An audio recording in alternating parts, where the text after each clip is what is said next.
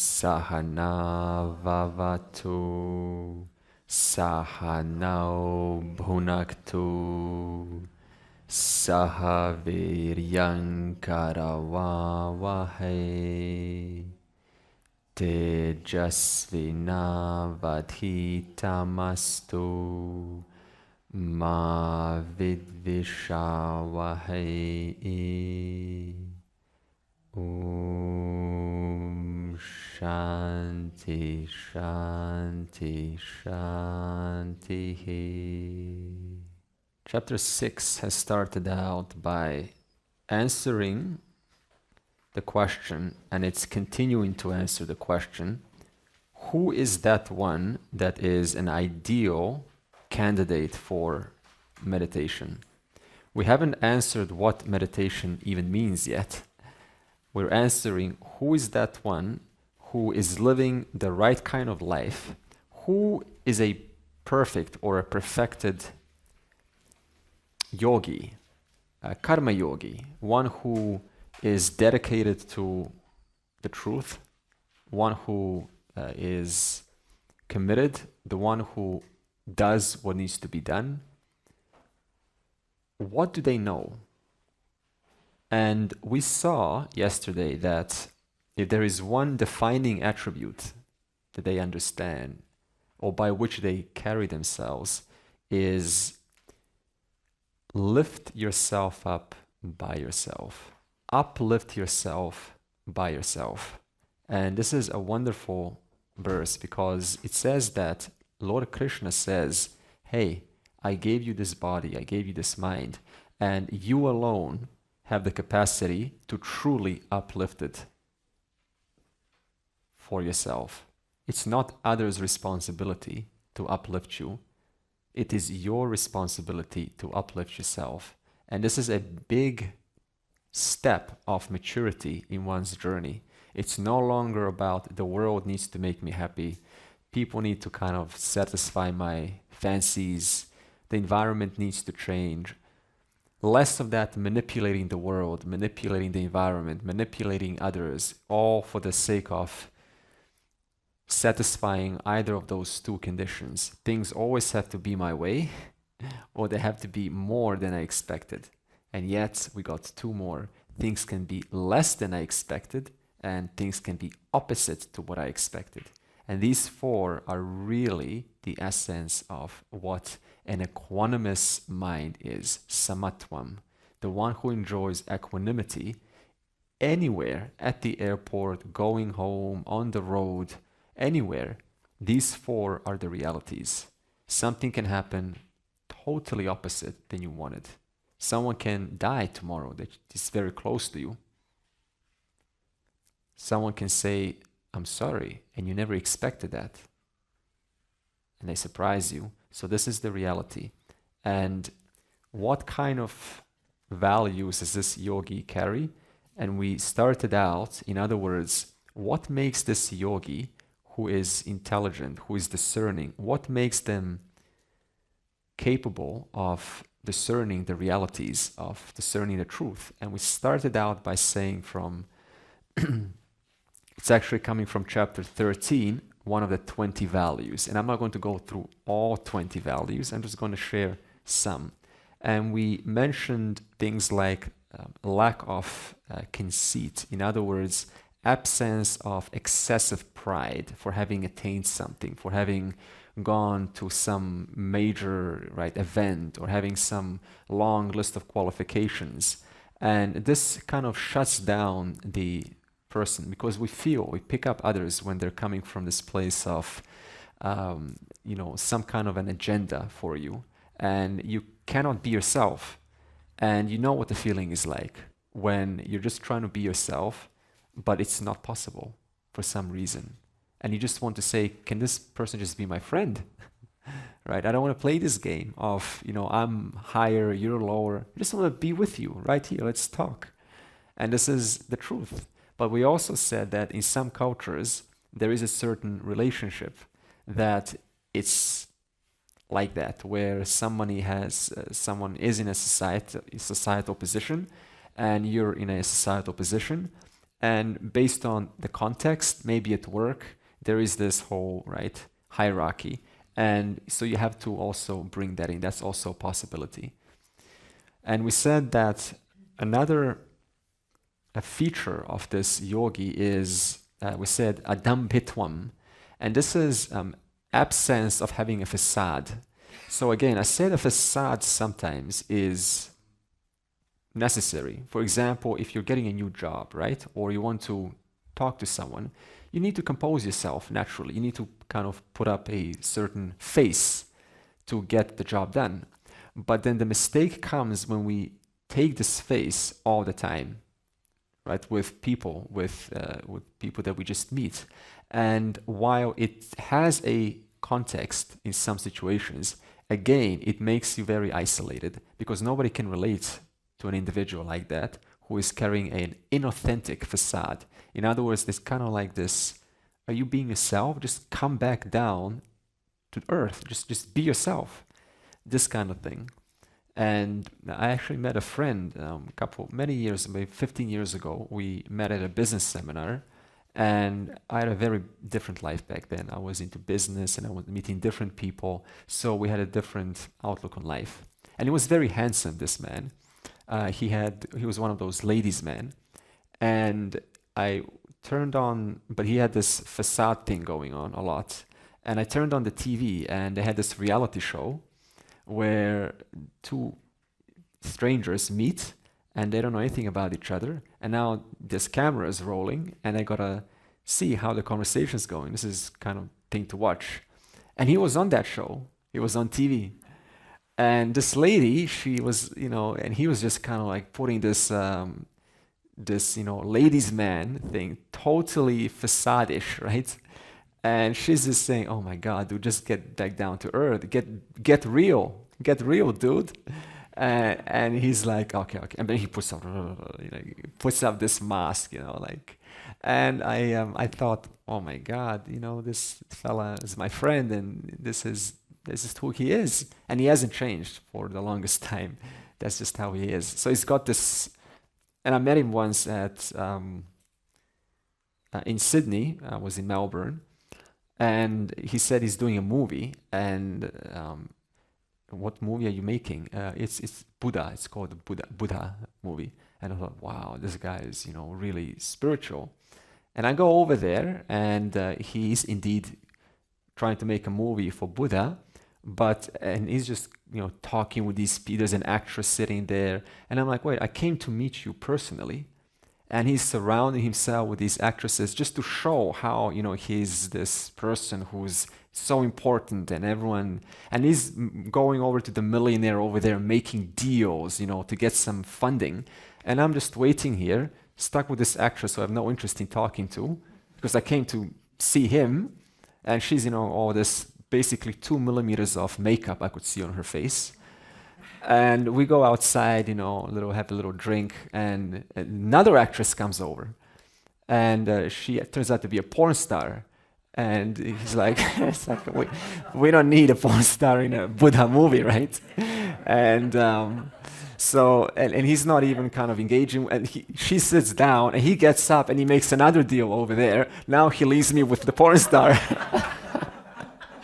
So this guy is just moving left and right, and she just gets up impatient, and she just storms away, and she's angry, and he doesn't understand. What's wrong? It's like what's wrong? And I told him, dude, I felt it, and he's listening to me because we're kind of a little bit of friends, and I never saw him again since then. I mean, I don't know why, but I just kind of couldn't connect with him because he was a good friend. But when I met him, it was like, whoa, I want to talk to a friend. I don't want to talk to a facade. And so, he lost the relationship like that. I didn't mean to, but I want a real person. So it's like this. It was kind of fun, but, what to do. So maybe he's changed. This was over 10 years ago. I wonder. And by the way, the movie for Buddha was not for spiritual. He was promoting a credit union fund where you lend money to people. It's like a bank. So he was somehow tying in Buddha with, the good Buddha who gives money away. So I was trying to tie that in. Yeah, so ahimsa, another one was, see, we all have mirror neurons, and these mirror neurons is that when you feel something, you see someone who's crying or in pain, and you feel that this is a healthy response to the other person. And now the other hand, it's when someone's kind of going through a hard time, and you just don't do anything, and so in other words, you're blocked from doing something. So just to not do anything or to make up some excuse how I shouldn't go over there, even though it is fully in your capacity to do something, that is a version of himsa. And you can kind of get away with it, but what it leaves is some form of guilt. Like, I had the capacity to help, but I didn't. And when you do help, when you come over, you feel good. And that is your Ishwara's response, that you were in line, you were keeping with the laws. So, right, so you have this feedback system, right? When you went off track and then made some story, but you can always come back and then next time try something else. Yeah. Okay. And then we have kshanti. Kshanti is accommodation. See, the truth is, every person you meet will be different from you, vastly different, and sometimes not so different. But that is the truth. Even your spouse and your children, they are different in their own way. And because they came with their own trajectory, they are not meant to follow you at the end of the day, because they have their own path. And same thing with people, right? Let alone children, but people, right, who have certain personality traits which you may not agree with. And if we're strict how it's supposed to be, how a person's supposed to act, what they're supposed to say, if we have these strict standards, then you limit your circle of influence, because person just wants to be themselves. And there is nothing more painful than someone being themselves genuinely, and while they're being themselves, someone's putting you into a box. And you feel that. It's like this vast resistance, and you feel that. And it's just so unpleasant to experience that. So if you're on the receiving end, then you can set some boundaries, and you can walk up and say, hey, I'm feeling this resistance from you. Would you mind telling me, is there something that is on your mind? Because I don't understand. But also likewise, we need to be more accommodative towards other people. So, when we can kind of go into someone's house and there's a cultural shock. The kids are screaming and this is normal for them. And you're like, the kids are so naughty, but for them it's normal. So there's a certain sense of, yeah, I need to understand everyone has their own thing, their own side of how things are done. So I need to open myself up a little bit to accommodate different personalities in life. And that helps you, because it trains you to be flexible. And that simultaneously trains your brain to be flexible around what you know. Okay? As outside as inside. So kshanti is therefore recognizing that people have their ways. They have their ways. Everyone does. And it is not fair to have this, let me figure them out, let me measure them up, let me now put them inside a box. It's just not fair to do that. You wouldn't want that done onto you. Same thing, nobody wants that done onto them. So we can catch ourselves, wait a minute, in this moment, this face is not someone it's like a face that's triggering me, but at the same time, let me not, it's your chance to not let yourself fall for the boxing mode. Therefore, in this moment, I can bring accommodation. Breath, this is a person. There are many personalities, and it's not kind of realistic to be compatible with all personalities. Therefore, there's some space to accommodate different cultures, different teachers, different people, walks of life. This is a yogi who lives like this, because as long as we're not accommodating in keeping a very small level of what I accept, then everything outside ends up agitating you, makes the mind very disturbed, and then the meditation starts, and then the mind is disturbed. because I don't have accommodation towards my environment. So this is Kshanti. And then Arjavam. Arjavam is straightforwardness. What is straightforwardness? What does straightforwardness sound like? You're straight. They're just straight. You speak what you think, right? So in other words, if I have something in my mind, again, it's easy just to say it, but at the same time, there's some, right, some pleasantness, some priyamvadam. So Arjavam is when a person can trust you because they know that what you said, you follow up. And that, one little kind of disturbance and you don't follow up, that can break the bond, it can break the trust, and it takes time to restore that trust. So Arjavam is being that kind of person who just simply says yes only to things that you genuinely can do. So it takes some time to know what is your capacity of action, because it's easy to say yes, yes, yes, yes to everything, but most of those yeses you actually cannot do because time is very small and your energy is not unlimited. So in other words, one says yes to those few things that you really can do, and you then follow up. And therefore the person can trust you. And this is how trust is built, following up what I say. And then Acharya Upasanam.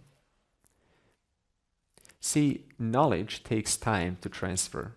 Any knowledge, any teacher, and any student-teacher relationship, that's time, isn't it?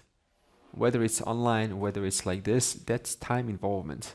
And the more time you spend with someone, the more you familiarize yourself with a face, the more you start to trust them.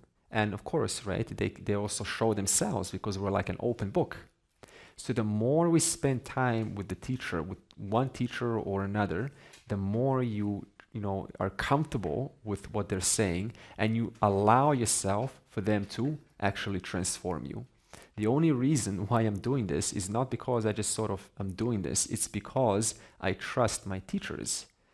And I allow myself to be transformed by my teacher now, Nima, because I listened to her for years now, one face. And that face is just talking to me all the time. So it's not just Andre is like this, he can explain. I can explain because I trust my teacher. She's speaking through me. So that took a long, committed relationship. Constantly listening. Okay, so yes, there are many people on YouTube and there are many people to listen to, but the cost of jumping and having many is that nothing quite penetrates you. It all sounds good. Everyone's got good things to say. On the surface, it all sounds good, but nothing really sinks in deeply. So the advantage of that relationship with a teacher is that what they say, it becomes part of your voice. It becomes your own life. And that can only happen by having that continuity relationship with a teacher. Therefore, a yogi is a yogi because they have a teacher. Okay? And a teacher is like a mirror. When you open your mouth, you get a chance to see how clear you are on what you're saying. It is until we open our mouth, we don't know what we really know. It's only when we're asked a question or we're entitled or we say something, while you're saying it, in there you go, wow, I actually don't know what I'm saying. I actually don't know what I'm talking about. So you cannot have this privilege with a dead guru. This is why a dead guru is always idealized, because a dead guru never answers, never looks at you. They're just in your mind, and you idealize them as the perfect guru. Therefore, it's a perfect relationship. But in real life, it's like this. It's like between student and teacher. And that takes years. And it's not romantic either, because I thought I was being treated differently, and everyone else is being treated better than I was. And I was angry for one whole year. But I came back. That was the best thing ever. You see, so it's not romantic. It's not like, it's just a perfect thing. It's literally a relationship. And I don't listen to anyone nowadays anymore. Yeah, I've got Paramarthananda, I've got Dayananda, I've got Chinmayananda, I've got Dvayananda. I've heard so many, and I've trained 2 years with Chinmayananda, 2.5 years. But I only listen to Nima nowadays. Why? Because she speaks to me. She speaks my language. She speaks to Andre. She doesn't speak, all over the place. She brings it down to living. Let me live it. So this is the relationship that a yogi enjoys. And Shaucham is both outer and inner cleanliness. Now, outer cleanliness obviously is important, right? Because if your house is relatively well organized and you got some nice posters or some inspiring colors and pictures, that would definitely make a difference. Right? It's just how it is. Sometimes we clean up our house. Why? To clean up our mind. Yeah. And in Australia, there's this big thing where people love to renovate houses. And everyone's just renovating one house after the next. Someone's just renovating where I'm staying 4 months, and it's constantly making noise. The moment they finish, the house right next to them continues renovating for another 4 months. Okay, I've got my headphones. It's okay. I'll noise cancel this. That house finishes. Would you believe it? Next house, another 4 months. Oh, this was it. Okay, there's no way. 3 houses. That house finished. Next house begins. Cause and effect. It's like a chain reaction. So in other words, we do what others are doing. A yogi does what they want to do because they value their time. Therefore, outer cleanliness means having a relatively clean place, but inner cleanliness means that everyone carries some bitterness towards someone, some resentment towards something, some kind of unresolved stuff towards something that's happened in the past. And this bitterness, you can get away with it, but the cost of holding it down and not letting it come out in meditation, by the way, is it again makes your mind moving. It makes the mind moving. It makes the mind restless. And it's not easy to think and contemplate and concentrate with a restless mind. So this means that inner cleanliness means bringing my attention to what are those recurring processes that come to my mind, and those are the processes to look into. Because a process that comes and goes, this is fine. We all have processes coming and going. But it's those recurring themes that come and go, those are the ones that are saying, look into me and release me. Give me some attention and release me. So never mind the coming and goings of random events like renovation of houses, but the recurring events, those are the ones to look into and release in meditation, as we will see. How? Stairiam. This is translated as steadfastness, but also commitment or dedication. Now, any prominent, respectful school like physics, it takes you how long to do physics or medical degree? 10 years. Maybe physics is less, but medical degree, 10 years. That means you got 10 years of patience, 10 years of dedication to stick by, knowing it's going to take that long to master the degree. Now, it's really funny when it comes to metaphysics, when it comes to philosophy, when it comes to Vedanta, when it comes to just generally getting to know yourself. It's a quick pill kind of thinking. Why is this? I don't know. But that is not how it is. It is hard work, just like the medical degree.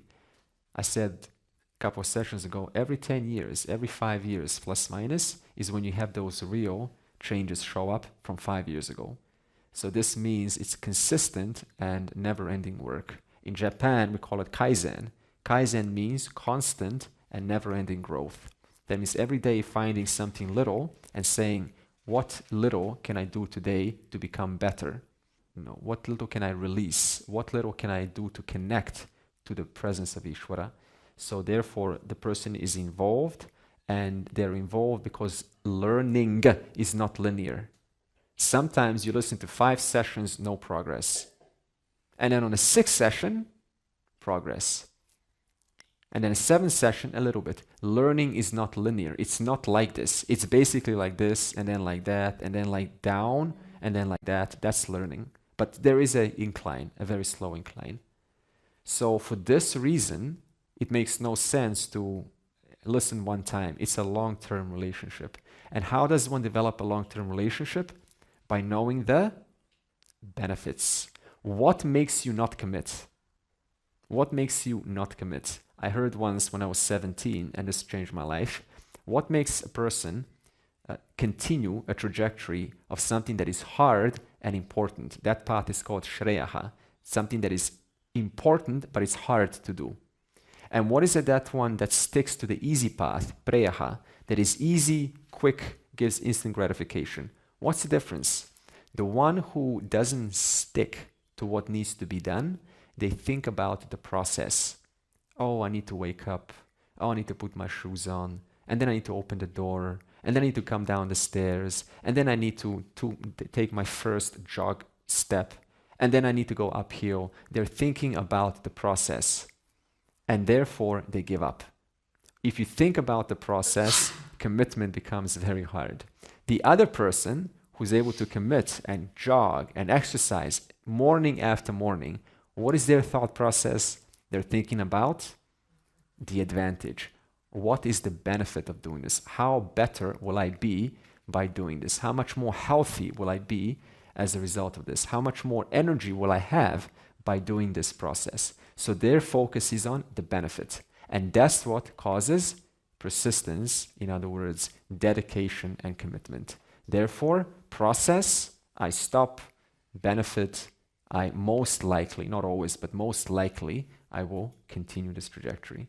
So in other words, the eye is always on, what's the benefit here? What's the advantage? In other words, tying it to you deeply. And therefore, it pushes you, it gives you the energy to go forward.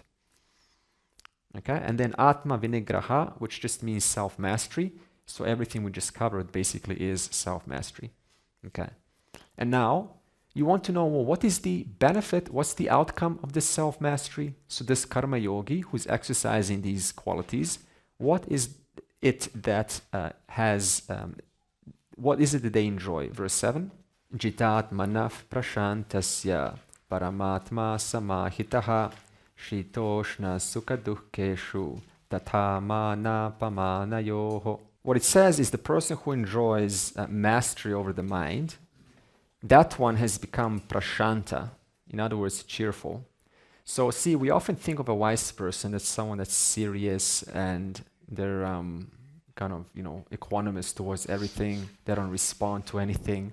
But on the contrary, a wise yogi, a sophisticated yogi, is one that is, friendly. They're easygoing. They're just like, wow, kind of a cool person, right? Friendly. And so why? Because they're not driven by personal pressures. I'm supposed to look like this. I'm supposed to have this facade. I'm supposed to say this. All this nonsense has gone, how to be in this world. And that makes you very likable. For that reason, they've got no pressures. And so they're cheerful, naturally cheerful. They're not trying to be cheerful. Okay? And therefore, Paramatma Samahitaha. Why are they cheerful? Because according to these values, which are values universal that we mentioned, they are aligned to Ishvara's intelligence. The Ishvara's intelligence is manifesting as these values that we just expounded. And by aligning yourself to these values, you are aligning yourself to Ishvara. In other words, when you say bring Ishvara into your life, how do I bring intelligence into my life? By bringing the values into your life. What values? We have just talked about them, right? Ahimsa, for example, accommodation. In other words, right? So this is bringing dharma into my life, but dharma is a manifestation of Ishvara. So when I say bring God into your life, what do you really mean by that? How do I bring God into my life? You follow the laws which are there for your benefit. Okay? And there's a nice, in chapter 7, verse 7, there's an example of beads strung around a thread. And it's an analogy that shows you this thread is this invisible intelligence that connects all of us together in a form of different laws that we don't see. psychological laws, physiological laws, chemical laws, electromagnetic laws, gravity laws, thermonuclear laws, all sorts of laws in the universe that hold all things together. Now, these laws and the forms that we see, both of them are the beads. Okay? Both of them are the beads. And Ishvara is that which connects the laws and the forms together. And not only is it that which connects, but Ishvara is also the forms and the laws. So Ishvara is not only holding the forms and the laws together, but the forms and the laws are Ishvara. So this analogy helps you to see that I don't see Ishvara. Where do I see Ishvara? Because Ishvara is the cause. I cannot see the cause. But what do I see? I see the effects. And what kind of effects do I see? Forms. And I see or I observe those laws, those forms interacting with each other in a unique way, in an intelligent way. For example, right, digestion laws, physiology laws. You have a little cut on your skin. What happens? Immediately, physiological laws say, aha, we need to form we need to repair this. This is Ishvara's doing. Okay, so in other words, what we're saying is Ishvara is constantly, as the intelligence, rearranging itself. Intelligence is constantly rearranging itself to maintain, to create and sustain the laws and the forms. The forms in which or by which are functioning by the help of the laws. Okay? So what is Ishvara? Laws and forms working together. Not only now, but in the past, present, and future. Mana apamana yoho. So often this is translated as equanimity in honor and dishonor, right? What do you mean equanimity in honor and dishonor? Well, it's more like equanimity in mental afflictions, because when someone shows you respect or someone disrespects you, so that can disturb you. So the person enjoys a certain level of mental stability in reference to the world's, honoring you and dishonoring you. And look at this. This is very interesting. Ishvara has made it in such a way that no matter who comes to earth will have a fair share of afflictions, suffering, pain. In other words, there is not one person that can be born on earth who will be free of suffering. Even avatars were not free of suffering. Look at Rama. Rama's wife got kidnapped. He was a king in Ayodhya, and he had to retreat into the forest, exiled to the forest with Sita. Imagine that. You have the position of a king, and next day you go to the forest. Is that pleasant? That's affliction, that's suffering. And then his wife gets kidnapped. Imagine that, your wife gets kidnapped, or your husband gets kidnapped. Would you feel at ease? Knowing what can happen to them, what's being done to them right now? By the mafia. You see? So Rama, even he, as an avatara, Lord incarnate, had to go through significant amount of concern and anxiety. And then Krishna, he's born with his uncle Kansa wanted to kill him. Before you're born, there's someone just waiting for you to get born, just waiting there. Come on, get born, I want to kill you. Right? What a life. And then he gets born in a dungeon. Where were you born? In a clean sanitary hospital. He gets born underground in a dark dungeon. And then he goes to foster parents, not his original parents. And then when he grows up, people don't like him because he's very intelligent and smart. Is that a pleasant life? And Krishna did not lose it. He was completely composed. Why? Is it because he didn't have any problems? No, because his knowledge was strong. He was well established in the knowledge that the way life is made is that whoever gets born will go through those four conditions. get exactly what I want, opposite, less or more. And even if you are intelligent and you are like Krishna, other people still have to appreciate you, but most will not. That is why you can be very educated, very careful about what you do. And yet, the person, if they're not at your level, they won't see you. And thereby, Duryodhan didn't see Krishna. No matter what he did, he saw him as just another kind of a magician, some strange guy. So this means that how can you expect a person to really see you when most are not even at your level? That means they have to be at your advanced, at your level where you're at. They have to have done the work in life. And not many are willing to do that, to even recognize your what you want, what you stand for, what is important to you. But the truth is, most won't, not even family. I go to my parents, I'm just a kid, a son. What do you do? How's business? I stopped that 10 years ago, Mom and Dad. Still today, how's business? Oh, it's good. In other words, and sometimes you kind of I wish they saw me for, what this new person is now. It's totally changed. There's no connection to business anymore. So same thing with you in your life. You will be, as you are now, just to show up here, you've done work. It's pretty obvious. But the other person will not see that. And therefore, I need to have accommodation to accommodate that. Because if I don't have accommodation, I allow that to become my own problem. And that is not a wise yogi. Because a wise yogi knows 4 possibilities are most likely possible. Therefore, even avatars, if they cannot get recognized for who they are, they get disrespected and they're supposed to be Lord incarnate. A lot of knowledge, a lot of charm, a lot of sophistication. And they cannot get loved by everyone. And they cannot go through a smooth ride. Then is it fair to think you're supposed to go through a smooth ride? Right? That everyone's supposed to go through a smooth ride? It's just not realistic to think like that.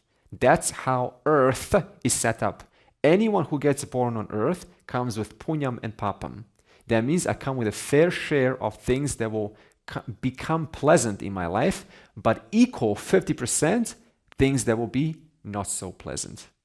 That is just the truth, at least here on earth. In Swarga Loka, in heaven, it's different. If you go there, you have a good time. But on earth, in this planet, that is the way how it is, which is also advantageous because it gives you a chance to look into your deeper stuff, into your unresolved stuff. You go to heaven, it's just enjoyment. There's no thinking about a larger picture of life. So earth gives you a great chance to look into the the purpose of life. So it is a privilege to be here. Okay, and Shita Ushna, which is basically just equanimity towards physical afflictions, because Shita means heat and Ushna, heat and cold, right? Equanimity towards heat and cold. So again, right, if you go through small discomforts and they bother us, then life becomes very kind of hard to go through because I don't have the right chair, it's a little bit of pain. So the person has to understand, hey, this is fine. I can pull through this. In other words, they're not so ruffled by pains here and there. Verse 8. Jnana vijnana triptatma kultastho vijitendriyaha yukta idyuchyate yogi samaloshta makanchanaha. So jnana or jnana, but jnana vijnana tripta atma. So this karma yogi that we speak of, or the true sannyasi, they are tripta. Tripta means they're satisfied. Why are they satisfied? Because they have firm knowledge about this, what we're doing. They've thought about it a long time, and therefore now it is firm. And kutastaha vijitendriyaha. Their senses, their thought processes are relatively well mastered. What this means is that they don't allow their senses just to fly left and right. If there's a TV show, for example, yeah, it's there, it's nearby, But do I have to watch it? That's your choice. In other words, they've mastered and they see, where do I want to expose my ears and eyes to? Samaloshta ashma kanchanaha. This person is the same with a lump of gold, earth, and stone. Huh. What do you mean by this? Does this mean that they can't distinguish between the three? There's a joke, actually. There's a scientist, I guess, who came back from the lab, and he discovered now that gold and earth and stone, they're all just atoms anyway. And it was anniversary, so he thought he'd give something to his wife. And he thought the gold is too much money. So he just brought her, a little stone. And she says, "What's this?" "It's a stone for our anniversary." "Well, what am I going to do with the stone? This is dirty." "Yeah, but I want gold." "Yeah, but gold is also just atoms. The whole thing is atoms." You see? So he can do this, but in real life transaction, it's not that simple. You still deliver the right thing. So she can distinguish between the three, but at the same time, they know there's a difference.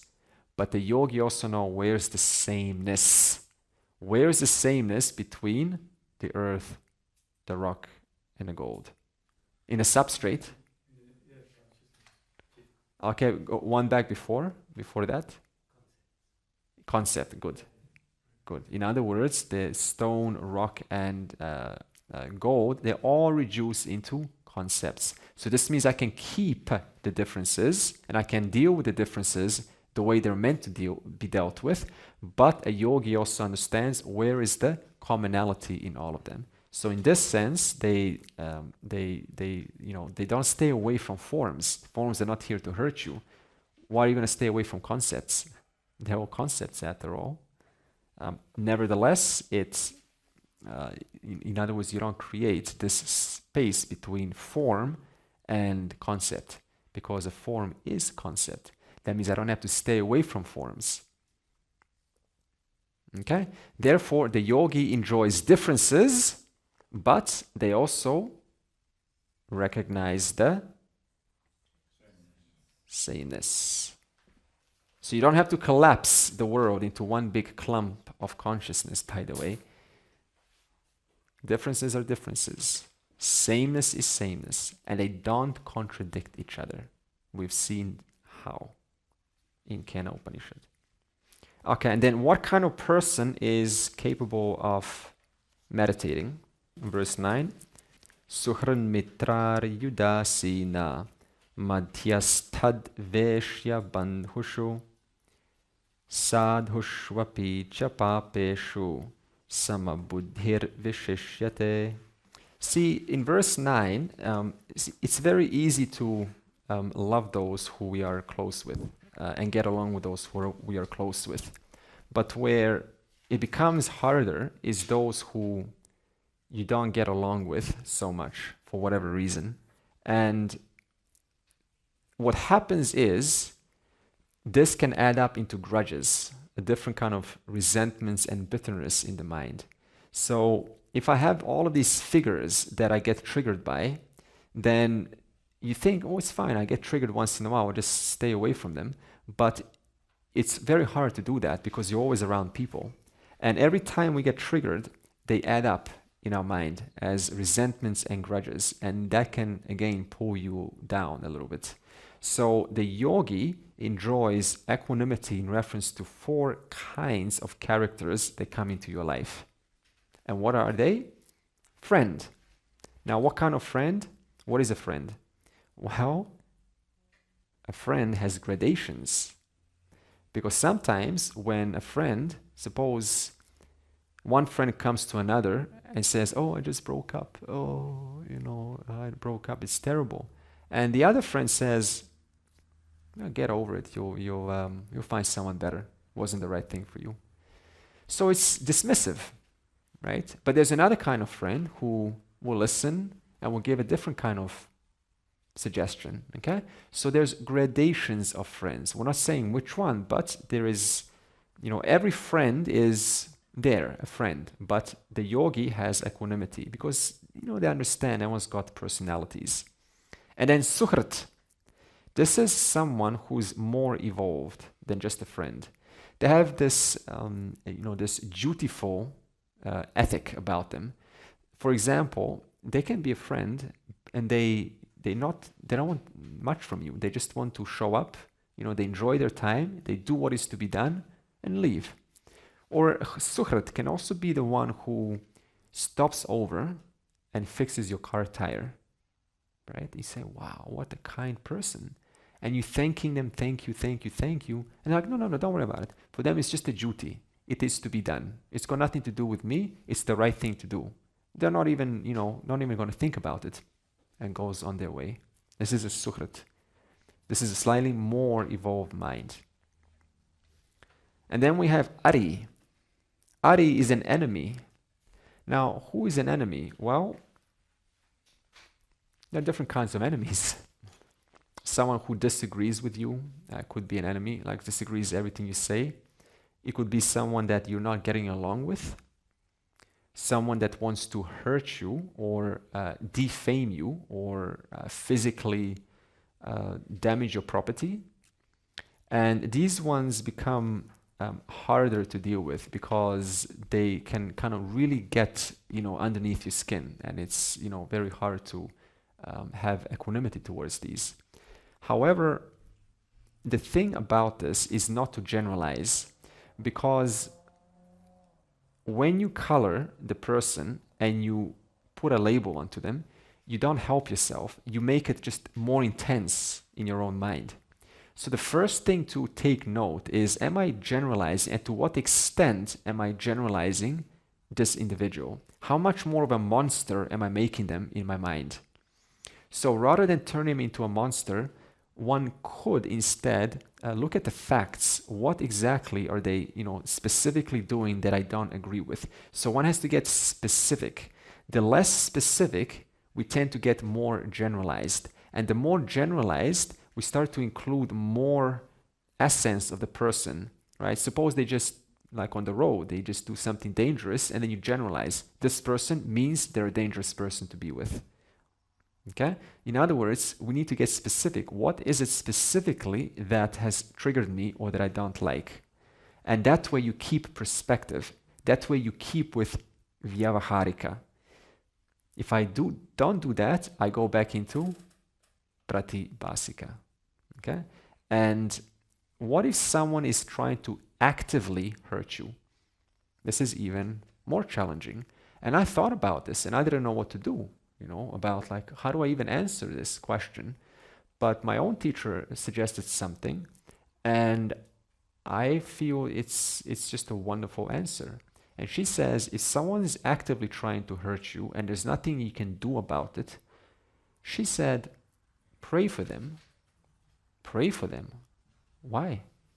Because they're doing what they're doing helplessly out of their own confusion.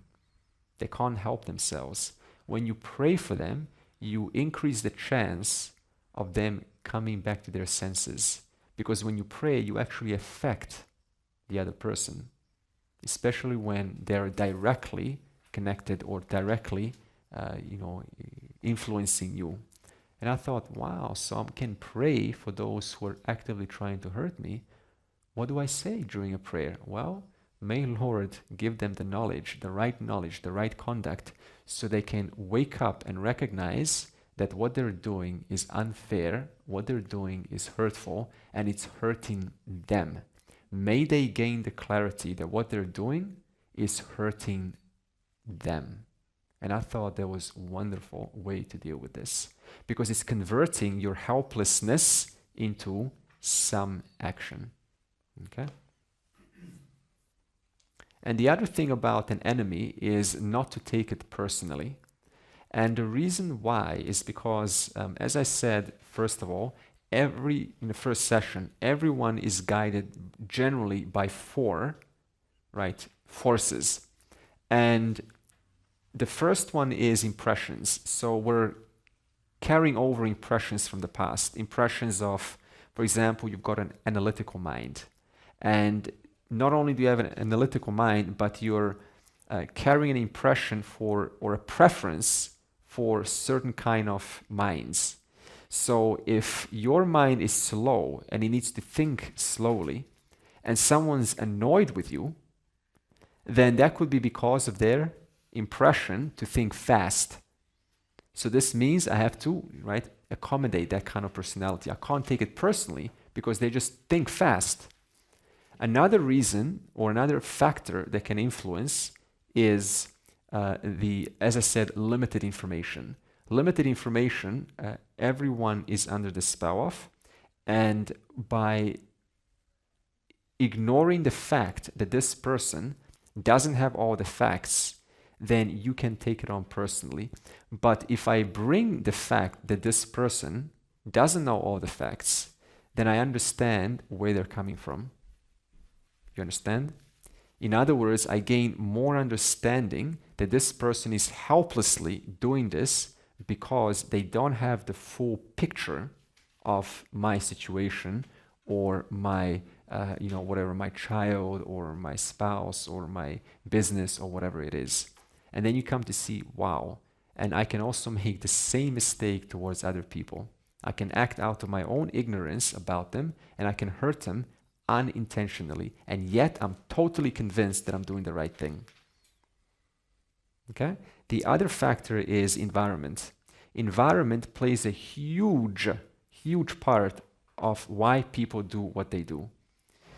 And, like for example, there's this kind of a mob mentality. I read the book called People and Situations, and it was studying all sorts of psychology, why people do the most unusual things when normally they would have never done that if they were by themselves. And one of the things they say is a mob mentality. When people come together, especially at sports matches, then one individual could be a good guy. But when they come together on their kind of a same team and they all, we want our team to win, they get certain kind of an aggression. And this aggression can cause them to act irrationally. And then after they act out irrationally, they say, oh, I would have never done this on my own.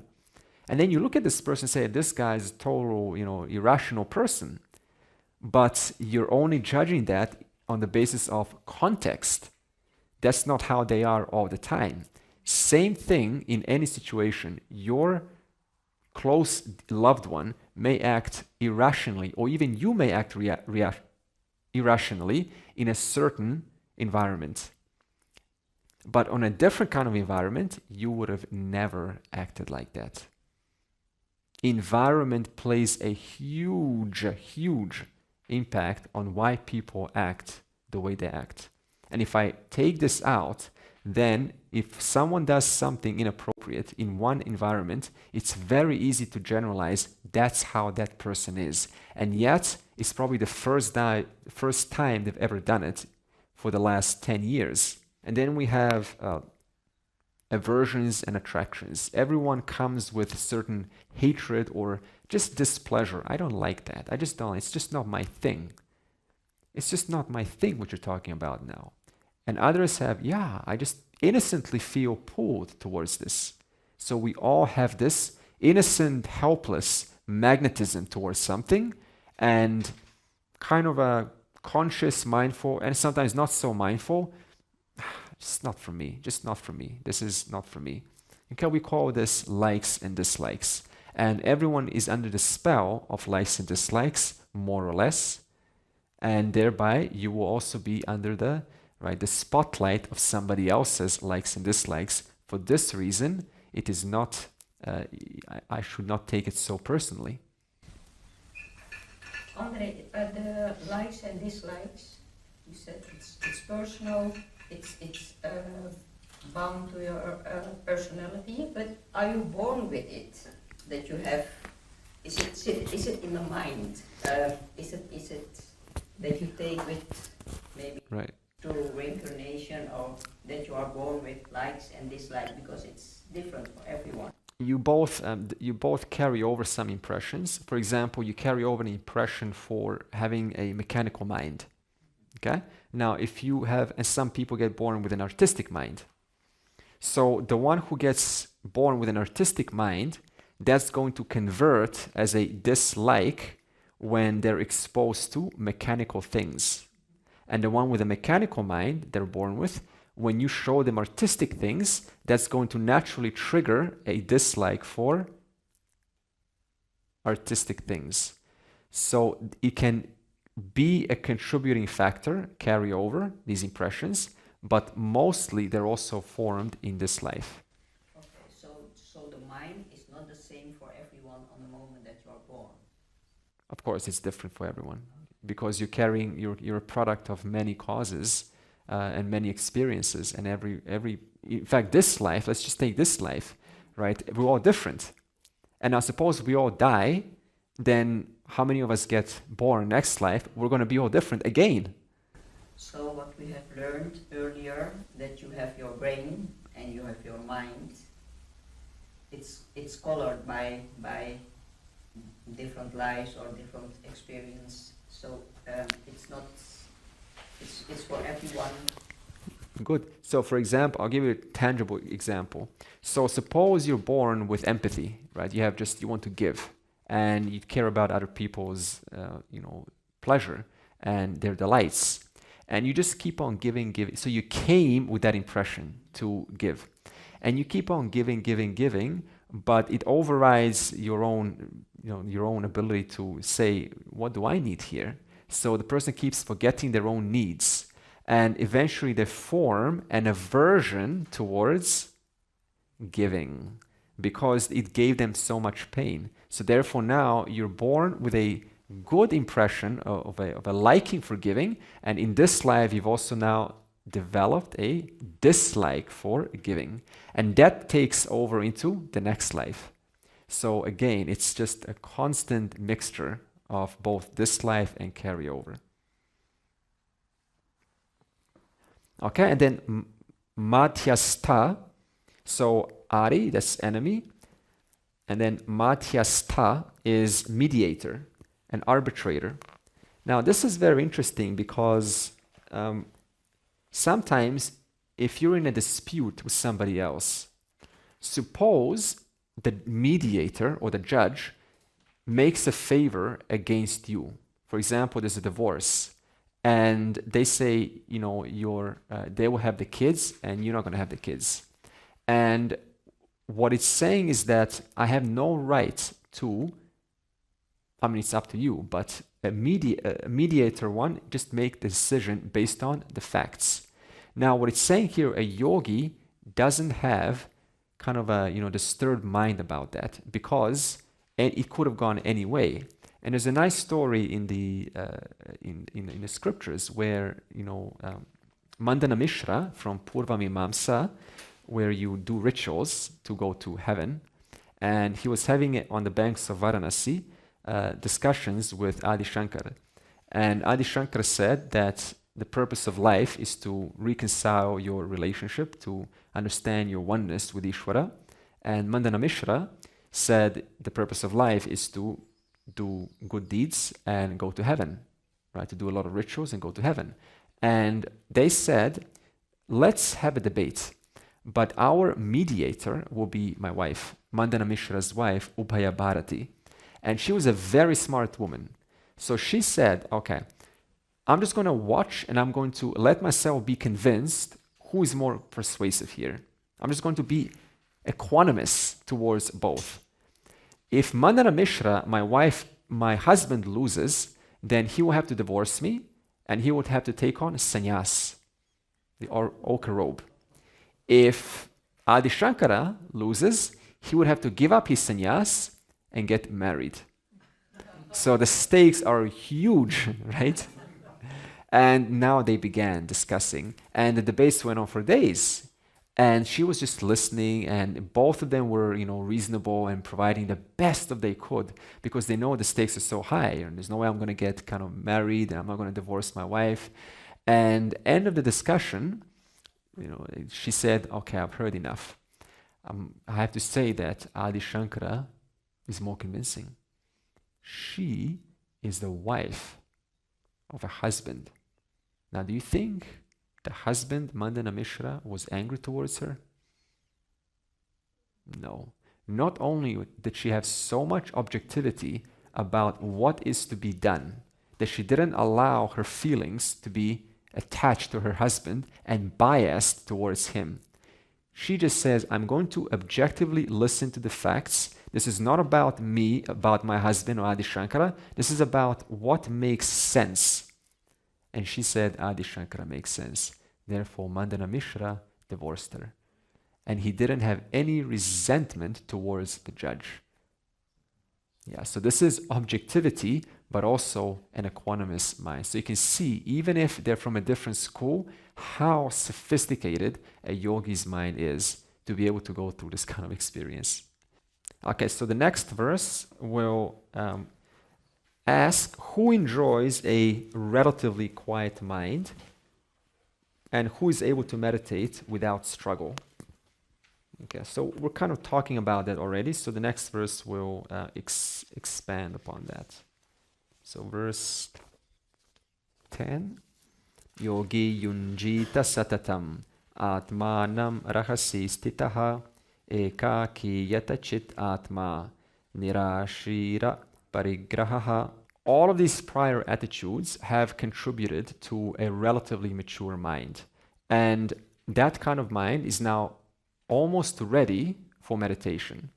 However, there are a few more things that this person, yogi, has that makes them very ready for meditation. And what is that? Well, they're free from longing and possessions. What does this mean? They're free from longing and possessions?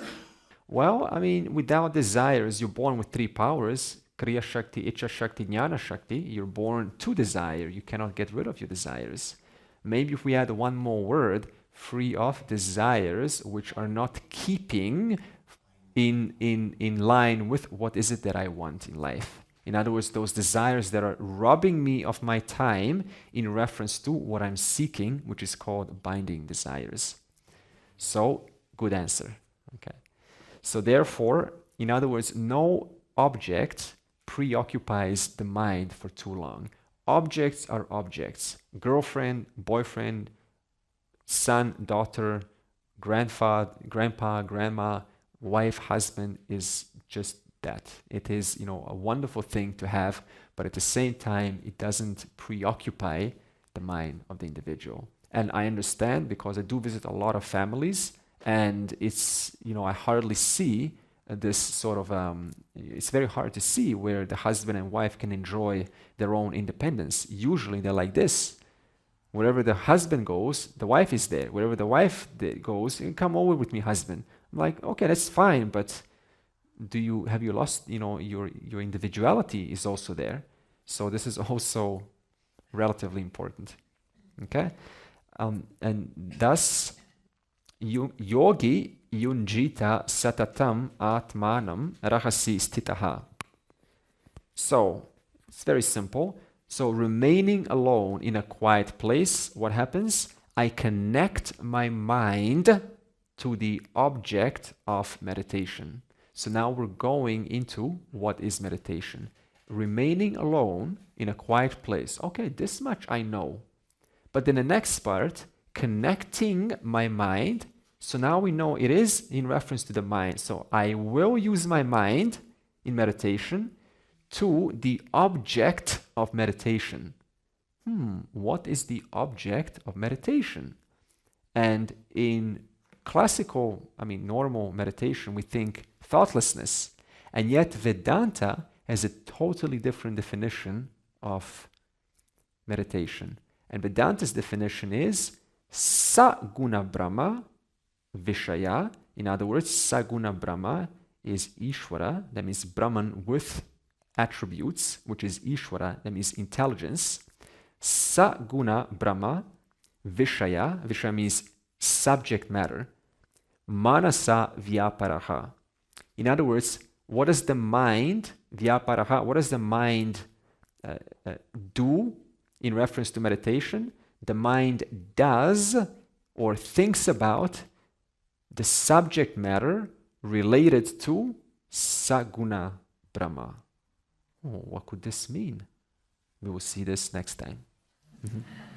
Purnamadav Purnamidam Purnat Purnamudachyate Purnasya Purnamadaya Purnam Eva Avashishyate. Om Shanti Shanti Shanti.